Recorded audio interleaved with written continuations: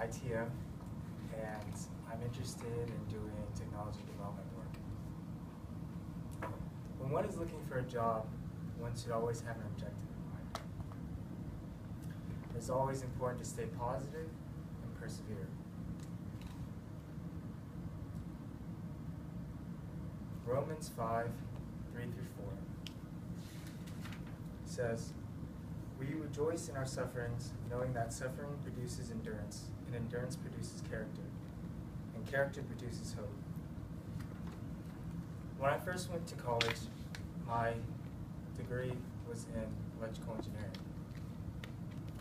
About halfway through my degree, I burned out, and I transferred into a liberal arts degree. So I had challenges applying for a job because I was looking for a computer-related job. So I believe that employers were like, you don't have a bachelor's of science, you have a bachelor's of the arts. So it was very difficult for me to find a job. However, eventually I was lucky, or by the grace of God, I was able to snag a job at a small security company. And this company, my job title was software engineer, and I did programming work there. And I won't go into too many details, but I was severely mistreated as an employee.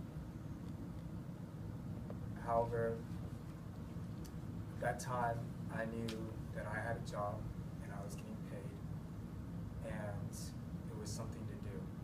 And so knowing that gave me the endurance to endure. Eventually, I was able to get a reference, and I was hired into a corporate company, and I did software development there as well. And so that was exciting for me. I got paid a lot better, I got treated a lot better. The work was still stressful, but overall it was much better. So nowadays, for various reasons, I'm now looking again for job opportunities. I recently came across a book called Grapes of Wrath, written by John Steinbeck. If you guys heard of him, he also wrote a book called Mice and Men. And so the setting of this book is during the 1930s, during the Great Depression, if you know a little bit about American history. And the main character is called Tom Jones, and he is a convict who is, at the beginning of the story, he's a convict who's returning to his home in Oklahoma.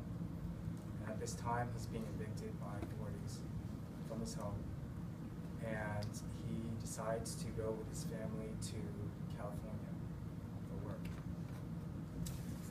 So throughout the story, he's able to find work picking fruits and cotton. And some things that I took away from this story was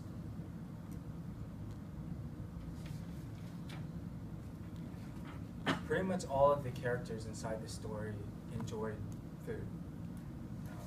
Their happiness derived from a good meal. And I think a lot of people nowadays kind of take meals for granted and really find eating more work than it is enjoyable. Another thing I took away from it was these characters had a strong sense of self-respect. Everywhere they went, they were looking for jobs, but they did it in a dignified way.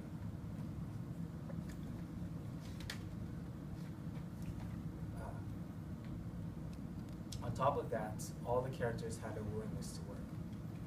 A lot of these jobs, maybe in the point of view nowadays, we would consider these jobs kind of menial tasks and almost not worth your time. But these characters were willing to work and do what was required of them to make a living. And lastly, kind of entwined through the whole story was caring for other people, or caring about other people. And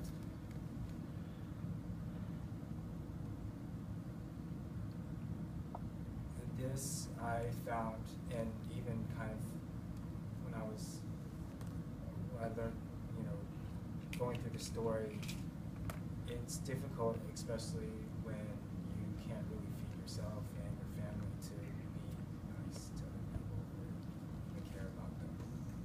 So I thought it was extremely important thing to take away from that. And so I wanted to thank you for listening to my story, and I had a poem that I wanted to share.